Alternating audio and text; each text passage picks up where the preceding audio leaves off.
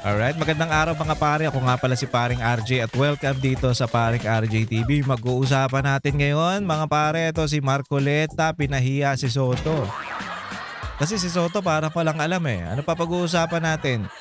May pag-uusapan pa tayo yung mga sip-sip, nagsisip-sipa na sa Senado. Mamaya papakita ko yan sa inyo. At ang huli nating balita, yung si Anticler parang masyang tuwang-tuwa dahil hindi magtutuloy ang impeachment ni Bongbong Marcos. Kasi pag natuloy ang impeachment ni Bongbong Marcos ay mawawala na rin siya sa trabaho niya. Ganun ba yun? Anyway mga pare, bago tayo mag-umpisa, please subscribe to my channel at huwag kakalimutan mag-share at mag-likes ng ating mga videos. Ganun din po, pakifollow po ang Paring RJ sa Facebook, Paring RJ TV sa YouTube at Paring RJ Baratero sa TikTok. Alright. Umpisa na natin to mga pare. Okay po ba yun? Palakpakan muna. Uy, ba't parang napuputol? Ha? Naglalag. Wait lang ha. Magbawas lang tayo ng mga natin ha. Ng ating mga yan. Mga apps, mga naka-open kasi lahat. Alright. Umpisa na natin to mga pare. Ito ang unang balita natin, unang video natin. Pakinggan nyo to ha, panoorin nyo. No? Ito si Soto. Nagmarunong siya dito eh. Masyado siya nagmagaling eh. Pero yung mga tanong niya, pa-question. Panoorin natin to. Yung bang China, meron silang coordinates? Yung 9 dash line nila? Wala eh. Tayo nga may baseline. Yan ha, wala daw. Yung bang China, tinatanong niya kung may coordinates. Still, tayo daw, Pilipinas, meron daw tayong baseline. Alam nyo, ganito lang mga para, hindi naman natin kinakampihan yung China. Wala tayong sinasabing ganyan. Ang gusto lang mangyari dito ni Senator Marcoleta, ang punto niya dito, dapat magkaroon tayo ng coordinates din. Na magkaroon tayo kung ano yung papakita natin, kung ano yung i-present natin pag nagkaroon ng usapan patungkol diyan. Ayun ang punto ni Marcoleta. Hindi niya pinupunto o wala siyang sinasabi na dapat kampihan natin ng China. Hindi ganoon. Ang tatapang nitong mga senador na to, ang tatapang nitong mga magsalita tong mga to, pero pag nagkaroon ng gera, tignan nyo, ewan ko lang kung nasan yung mga yan, nasa kubol nila yan. Oo. Hindi yan lalabas. Sinong kawawa? Tayong mga Pilipino. Ako. May baseline, 10 dash line na. Mapapahiya siya dito. Kasi sabi niya, meron bang coordinate yung China? Tayo nga meron eh. Di ba? Hindi niya alam. Iba kasi pag abogado talaga, yung matikas na abogado ha. Hindi yung abogado lang na kagaya ni Palsis ha. Iba kasi, hindi yan magsasalita ng ganyan. Hindi yan magbibigkas ng mga alanganin. Abogado yan eh. So, ready na yan sa mga pwede nyong itanong, pwede nyong isagot. Ready yan si Marcoleta. Kaya nga, hindi kayo nagre-research kasi hindi kayo nag-iingat eh. Kaya magmumukha kayong tanga. Tapos sinasabi niya pa, matagal na ako dyan sa Senado, matagal na ako, matanda na ako dito. Alam ko na yan. Alam mo, pero mukha ka pa rin tanga. Hindi, ang tanda mo na sa Senado, ang tagal mo na dyan sa Senado, pero mukha ka pa rin tanga. Nagmumukha kang tanga dahil sa mga inaasal mo. Coordinates ba? Wala eh. Tayo nga may baseline tapang, law eh. Sila wala eh. Kung ano maangkinin kanila eh. Ayun po yung mapa ng China. Makikita po ninyo yung 6.1. Kapag yan po ay tiningnan ninyo at pinag-aralan po ninyo yan, yan po ay nakatala doon sa International Hieroglyphics Organization or S23. Lahat po ng coordinates nandyan. Boom! Ano Soto? Kala ko ba walang coordinates ang China? Eto meron Hindi, ang nagiging problema kasi, meron sa mapa ng mga ayan na nga, actually hindi ako expert dito pagdating dito. Medyo alanganin akong i-discuss to Pero pag-usapan natin, sa abot ng aking makakaya, medyo kasi, ang punto ni Senator Marcoleta, wala nga tayong maipakita Dapat meron na tayong pinapakita o ginagawa para may maipresent na tayo. Yung ibang bansa, yung ibang mapa ng ibang bansa, ang lumalabas, ito talaga, South China Sea. Wala tayong ang meron lang tayo pinapakita yung West Philippine Sea. So yan yun sa atin. Pero ang lumalabas doon sa buong mundo, sa mapa ng mga ibang bansang karatig bansa, talagang South China Sea yung nakalagay diyan. Hindi pinagtatanggol ni Senator Marcoleta o kinakampihan yung China o sa China na yan, hindi. Ang sabi niya, dapat magkaroon din tayo ng ganto na ipepresent natin sa kanila na ito yung ano natin, ito yung sakop ng Pilipinas, yung West Philippine Sea nga. O 'di ba? Yun sana. Hindi, sinasabi nila tapos na yan, tawanan pa ng tawanan yung mga gago. Di napahiya kayo ngayon, lalong-lalo ka na, Tito Soto. Ang angas-angas mo kasi. 'Di ba? Ang hilig niya yan. Ang hilig niya sasalita, sisindak-sindak. Putya, wala naman palang maibigay na. 'Di ba? Kaya nga po pinoproblema natin, hanggang ngayon, wala pa po tayong ganyan. O yun, ang Sana man sinasabi ko. lang yung West Philippine Sea, kapag ka lahat po ng kailangan ng United Nations, kasi bago po tayo makapagpatala ng ating sariling pangalan ng dagat, katulad ng West Philippine Sea, hindi lamang po declaration ang kailangan natin eh. Nagdi-declare tayo ng 200. O yun, ang sinasabi natin na nagde-declare tayo ng ating yan dagat na yan. Pero wala naman tayong ganito. Ano yun? Yan yung point ni Senator Marcoleta. Yung mga tanga-tanga kasing iba dyan, hindi naiintindihan, pinagtatanggol, tuta ng China. Anak ng putya naman. Ang babaw ng ang babaw ng argumento nyo, hindi pa pwede yung ganun. Nasasabihin nyo na tuta ng China. Hindi, kailangan nating magkaroon ng para ng katulad nito. Bago natin i-present, bago natin ipaglaban yan. Hindi po pwedeng ipaglalaban mo yan na talo ka kagad. Kasi yung ibang bansa, yung ibang mga mapa ng ibang bansa, lumalabas South China Sea. Yun eh. Nautical miles. Hindi naman po tayo nagdi-deposit ng mapa na may coordinates doon sa United Nations. Yon ang sinasabi niya. Dapat mag-send tayo o magbigay tayo ng mapa ng sinasabi nating West Philippine Sea para magkaroon tayo ng coordinates. 'Di ba? Sila meron eh. Tapos tayo wala. Tapos aangkinin natin. Ayun ang mahirap. Angkin tayo ng angkin. Wala naman tayong dokumento. Yun yung pinupunto ni Senator Marcoleta na hindi maintindihan nito ni Soto.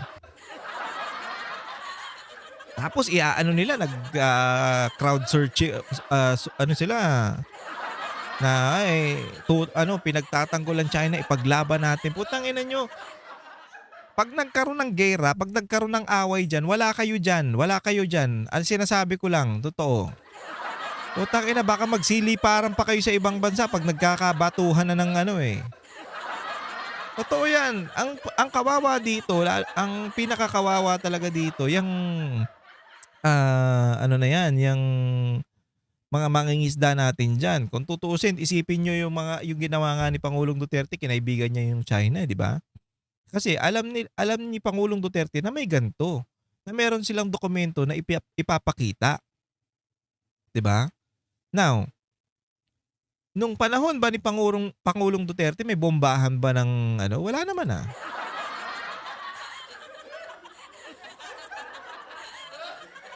Actually, kung titignan nyo, medyo parang andamot nga ng China. Andamot ng China kasi ang laki-laki ng dagat na yan, inaangkin nila. Ganun ang tingin Ganun ang tingin natin. Pero kailangan nga natin kasi magkaroon ng dokumento na ipapasa sa UN para may laban tayo. Hindi po pwede yung salita lang na salita. Wala pong mangyayari. Yun po yung proseso eh. Tingnan po ninyo yan. 6.1, yan po yung South China Sea. Hindi po ninyo makikita ang West Philippine Sea. Kaya po tayo Yun. nagtatalo dahil yung ating West Philippine Sea, kailanman hindi mag-a-appear dyan hanggat hindi po nagagawa ni Commodore Tariela yung dapat niyang gawin. Imbes na gawa na siya ng gawa ng caricature, dapat mag-submit na. Yan ang punto.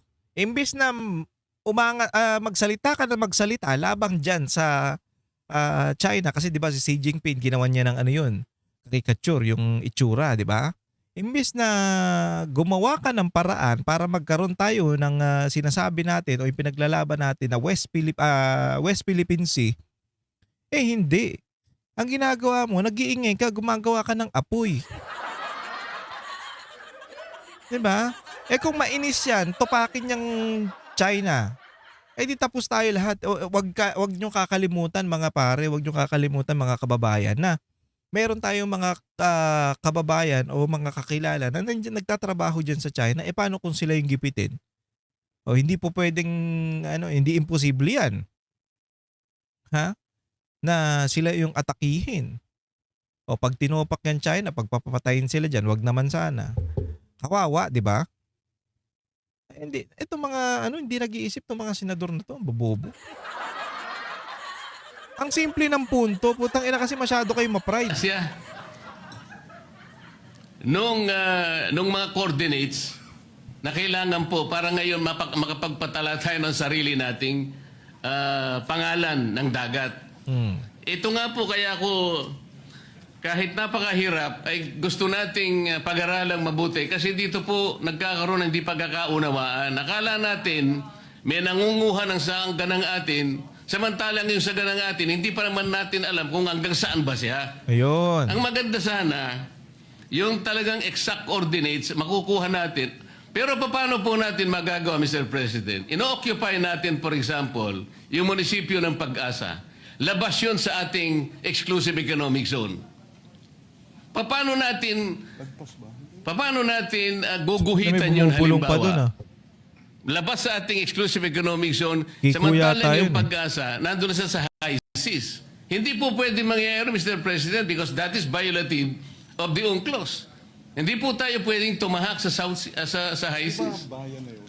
At magliliprag po siya from the exclusive economic zone para enclose niya lamang, for example, yung Parola, yung Tito. Ingay naman ng mga... Yung sinabi nating apat kanina na bahagi na inoccupy ng ating bansa, ngunit labas po ng exclusive economic zone. Paano ngayon yon? Di kapag ka sinabi natin, we were awarded our exclusive economic zone, umalis na po tayo doon sa mga features na inoccupy natin ngayon. Simply because they are not enclosed by the West Philippine Sea na binabanggit natin. Kaya po ako nagsisimula diyan, Mr. President. Hindi po totoo na como sinabi ng arbitral award. Wala yung 9 dash line mo, China. Totoo naman yun eh. Because China was unable to prove by historic rights na talagang nasakop niya through the 9 dash line. Diba? Ayun naman ang inaano ni Senator Marcoleta. Hindi naman approve ng China eh. Ang pinoproblema lang niya, bago tayo magbigay ng mga sinasabi natin na West Philippine Sea, kailangan meron nga tayong coordinates. Dapat meron din tayong ganito. Hindi pa pwedeng salita lang tayo ng salita na ang trabaho dapat ni Tariela, yung mukhang na yun, chonggo na yun. Yung trabaho niya, ayaw niya gawin. Ingay lang siya ng ingay. Kung ano-ano lang sinasabi niya doon sa presidente. 'Di ba? Mali nga eh. Pero maliban doon, walang ginawa yung arbitral award. The arbitral tribunal did not adjudicate yung pamumosisyon nila sa mga features. Hindi naman niya sinabi, China, umalis ka na dyan sa mga inoccupy mong features. Meron ba siya sinabing gano'n? Wala po. And China continues to occupy those features. Meron din tayo. Meron din ang Vietnam. Kaya po disputed ngayon eh. Kahit na po in-award ang West Philippine Sea o yung ating exclusive economic zone, it's still a disputable waters. Dahil nga, wala pa tayong coordinates na isasubmit. Ayan. Na isasubmit na nire-require po sa atin. Yun Soto? Malinaw? Malinaw, Soto? Nakinig ka? Ina kasi puro ka salita ng salita eh. Para kang gago eh.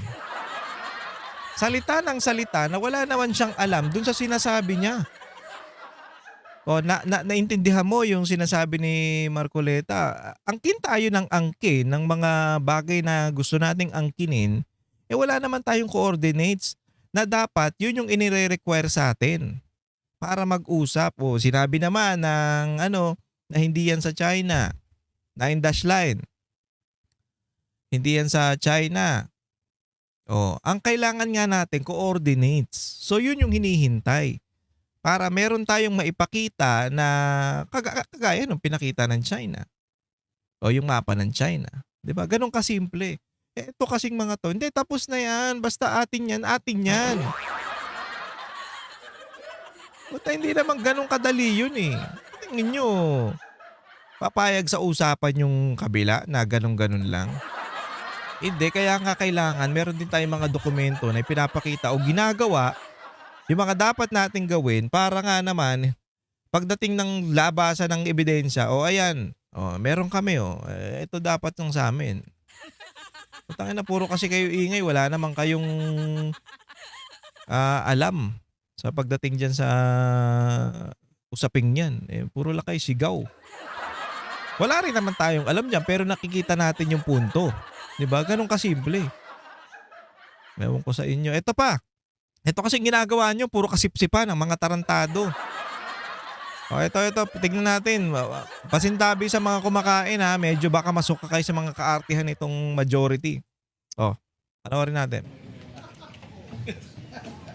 Thank you very much, Madam President. Tangina, Madam sip-sip. President, nice to see you on the yes, session resumed already, right? Alam mo, bading na bading ang putang inan to. Sip-sip yarn? Ha? Sip-sip ang puta. Ano to ni Subiri Ano to gunggong din to iiyak-iyak naman nung Iyak-iyak to nung tinanggal lang bilang SP. Iyak-iyak siya. Ina mo, bading. Kasi putang ina naman Ang pangit kasi tingnan. Puro kayo kasipsipan dyan. Madam President. Yes, session is resumed. Thank you, Madam President. Madam President, I move that we adjourn session until 3 tapos o'clock in the puro afternoon, majority Monday, ang nandyan, February 9, 2026. I so move, Mr. President. Madam President. Any objections? I don't see the minority here, only the majority. This is also in cooperation with the minority. With the minority, They know that yes. we're going to adjourn early. No objections heard. Session is adjourned until Monday, 3 o'clock. February 9, 2026. Thank you very much, Madam President. Sarap buhay, di ba? Puro kasipsipan. Yan, kita nyo? Kasipsipan ni Subiri, ang arte, parang bading. Hindi, ganito. Gusto nilang gustong may naririnig-rinig o lumalabas-labas ngayon na parang gustong palitan na si Soto. Pero ang ipapalit, yung from pa rin, majority pa rin. Si Ligarda nga daw ang nakikita nila. Putang ina, wala rin kwenta yun. Majority din yun. Hindi, kung papalitan mo yan, hindi po pwedeng same lang doon. Nasa majority din, dapat minority naman. Doon talaga papasok yan kung papalitan. Kasi sablay na nga kayo dyan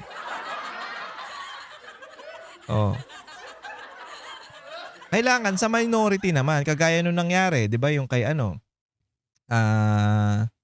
tawag dito yung kay Cheese Escudero, Senator Cheese. Tapos ito naman si Marcoleta ang sa Blue Ribbon. Diba? From majority sila, naging minority. Ang pinalit yung nasa minority, ito nga si Soto, tsaka si diba? Ganon ganon kasimple, magpapalitan lang yan Ewan ko ba sa mga to, sipsipan ng sipsipan, putang ina, walang kakwenta-kwenta. Siguro kung ang nandyan, yung Senate President pa rin si Cheese Escudero, at ito pa rin si Marcoleta ang sa Blue Ribbon, malamang tapos na yung investigasyon na yan sa flood control. Kasi walang walang pumoprotekta doon sa mastermind Walang nanglilito 'di ba? Ngayon may nanlilito. Alam naman natin 'yan. Tapos naririnig-rinig natin, pumirma nga kasi tong si Gatchalian, si Ejercito, tsaka meron pang isa nakalimutan ko kung sino. Pumirma na hindi sila pabor dun sa gusto ni Lacson. Baka mamaya sila naman ang pag-initan ngayon. Kaya mahirap ang sitwasyon ng Pilipinas talaga ngayon pag eto mga to ang nakaupo. Kawawa ang Pilipinas. Ay nako. Ito panoorin natin. Ito si Auntie Claire. Tingnan nyo mamaya may sasabihin ako sa inyo kung bakit nakakapagtaka tong nila yung hearing o yung pag-aano sa impeachment. Unang-una po ay ikinatutuwa po natin na nasunod ang proseso. Natutuwa po natin na sunod ang gusto ng Pangulo. Ganun dapat. Putang ina, mali-mali ka naman eh. Ikinatutuwa ko po na nasunod ang gusto ng Pangulo. At nagpapasalamat po tayo na nakita po ng mga mababatas kung ano po talaga ang katotohanan. At Tuwan-tuwa si Gago. Mukha Putang ina mukha yan Umay na ako dito sa ali na to eh. Kayo ba mga pare? Hindi ba kayo nauumay dito? Kasi eto di ba nagkaroon ng session, nagkaroon ng pagdinig. Basta session dyan sa Congress pagdating dyan sa impeachment ni Bongbong Marcos. Pero mga pare, magtataka ka dito, bakit sila merong ganitong session? Bakit sila merong ganyang proseso, due process na tinatawag? 'Di ba? Pinag-uusapan nila, taas kamay, bilang-bilang, botohan.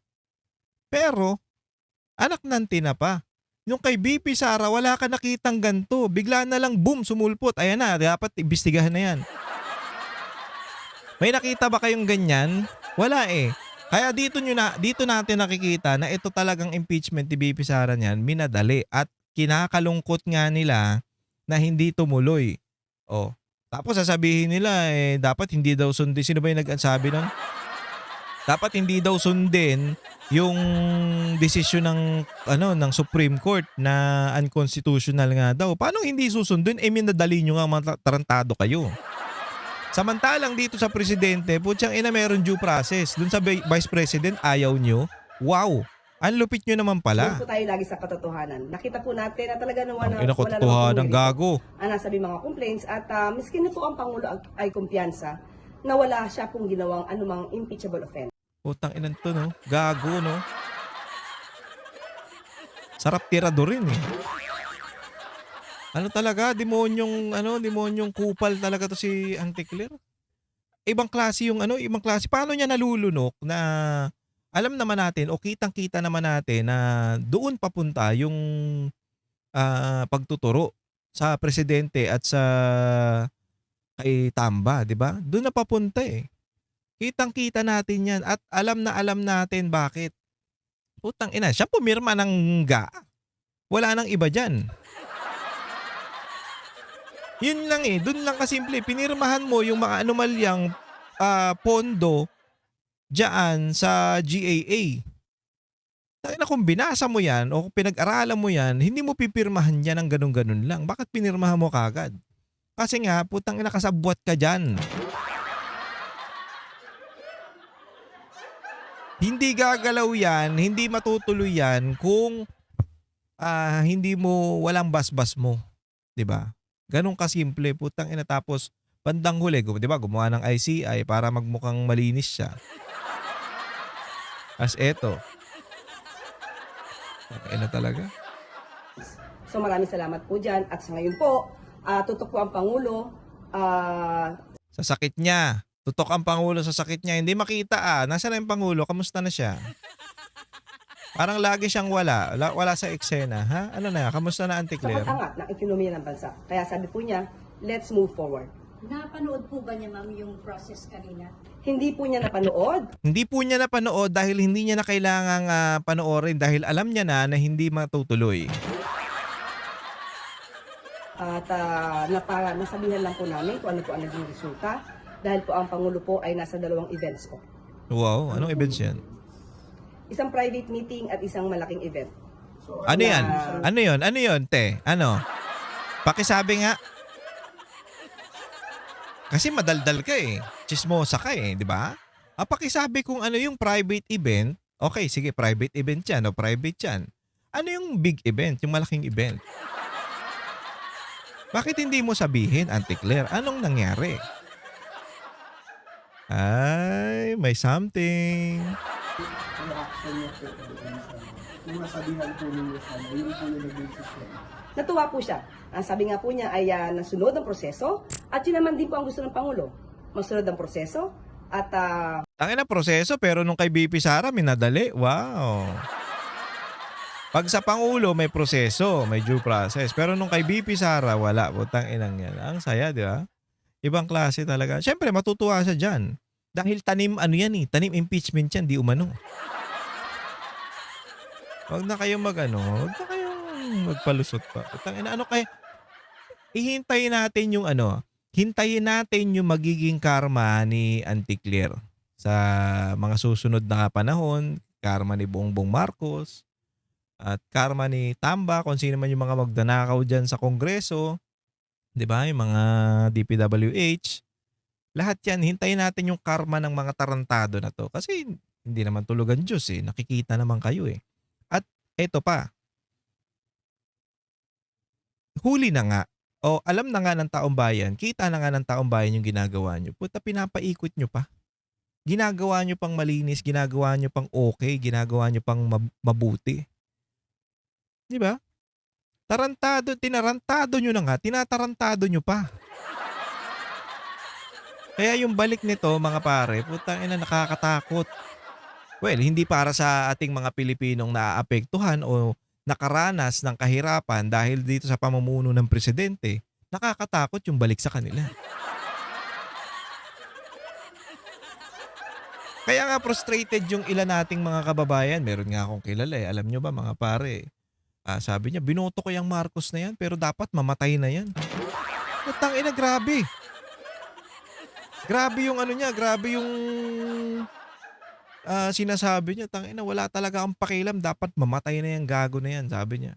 Oh, ganun kagalit ang mga Pilipino. Ganun kagalit yung mga binudol nyo. Isipin mo, puta, sabi niya, binoto ko yan. Tol, binoto ko yan. Pero puta, galit na galit talaga ako dyan. Dapat mamatay na yan. Hirap na yung Pilipinas dahil sa kanila. Demonyo siya. Ganun kagalit ang mga Pilipino. Eh, partida pa yun, ha? Medyo kahit papano kumikita pa yun ng mahigit sa sapat.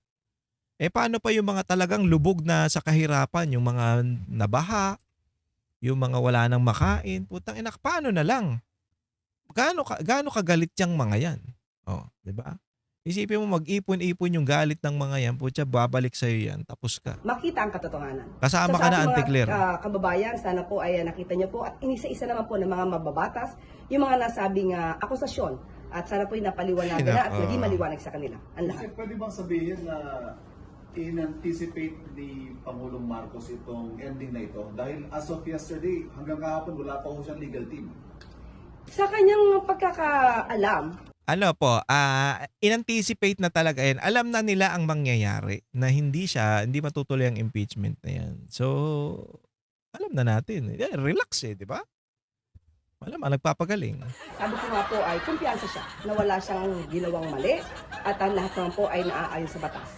So, Nakakainis, no? kumpiyansa in a way, yes. Pero kung ano man yung mangyayari sa House of Representatives, sa Committee on Justice, hindi naman po niya alam at hindi po niya hawak yun. Now, what do you say to critics who allege na kumpiyansa siya because he holds sway over the House of Representatives, Yan. considering that the leadership is either his ally or his son? Hindi naman po katotohanan yan dahil po kahit po ang iba na hindi naman po talaga supporter ng Pangulo ay nagsabi po na talaga pong mahina at wala pong Tanim nga kasi yan.